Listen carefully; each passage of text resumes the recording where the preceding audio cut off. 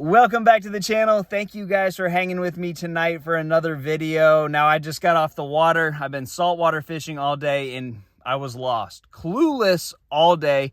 Never got hardly any bites. Didn't know what I was doing. And that doesn't happen very often to me anymore while bass fishing. But when I first started bass fishing, that seems like it happened a lot. So I want to try to give you a few keys that I always make sure that I'm doing or not doing in specific situations while bass fishing. So I want to kind of go into a couple different things that you should always have in the back of your head, and that should help you mitigate the risk of going out and not catching hardly anything. But sometimes there's just really nothing you can do. Even to this day, I still go out, get completely lost, spend 3 or 4 days out on a lake, never catch hardly any big fish, or when I do catch big fish, I try to go back there days later and can't duplicate it. So let's talk about the conditions, because I've done other videos where I talk about fishing conditions. I talk about the pressure, the barometric pressure.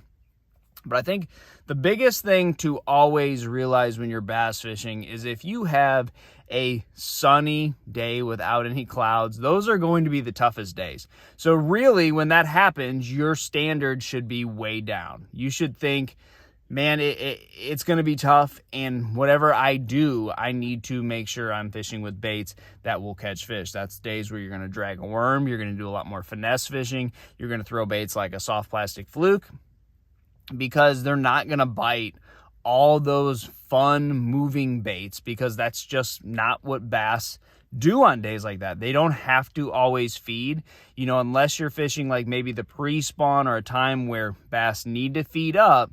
Bass don't need a bite on those days. And the sun and no clouds, they're going to be tucked down to the bottom. So all the bottom bouncing baits are going to be the ones that you want to key in on. So that's a very important thing. I see a lot of guys that I fish with on days where you just have no clouds and sun. They're throwing moving baits. They're throwing baits that are off the bottom, nowhere near the bottom. The fish are down on the bottom.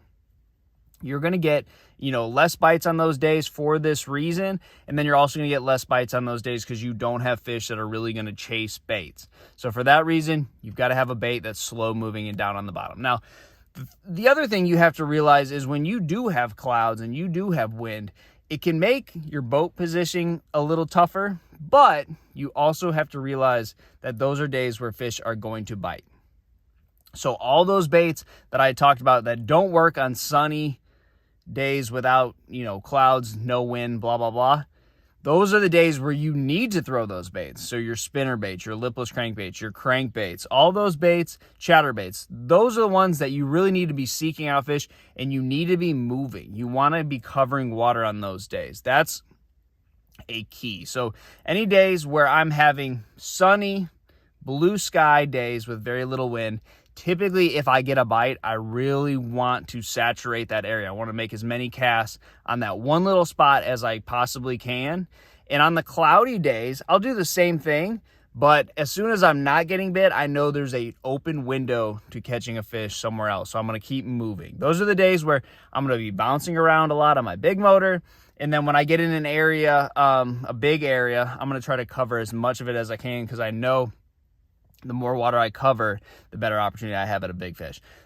It's the exact opposite. On a sunny blue sky day with no wind, I'll spend hours on one spot if I know there's fish there, because there's going to be little windows of time where they're going to bite. And those are the days where you're typically going to be around them, or you're not, but you're not really going to know if you are. So what I mean by that is it's good to camp. It's good to fish slow. It's good to just really keep your bait on the bottom in those areas. And then if you don't get bit, obviously you've got to run somewhere else. But if you are getting bit, or where a place where fish do live, the best way to fish for them those days is just to camp out there and just sit there and be patient. Use your patience, use your confidence. That's what's going to get you through those sunny blue sky days.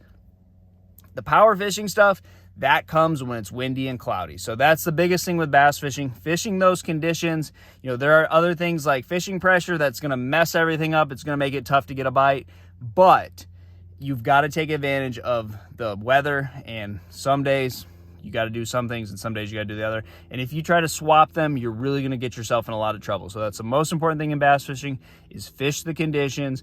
If you're catching them on a certain bait one day, don't be afraid to cut it off and try something the next. That's very important in bass fishing, and that seems like that's gotten rid of all my really bad days out there, and has really opened up a lot of really good days. So try that, guys. Good luck to you, and I'll see you on the water.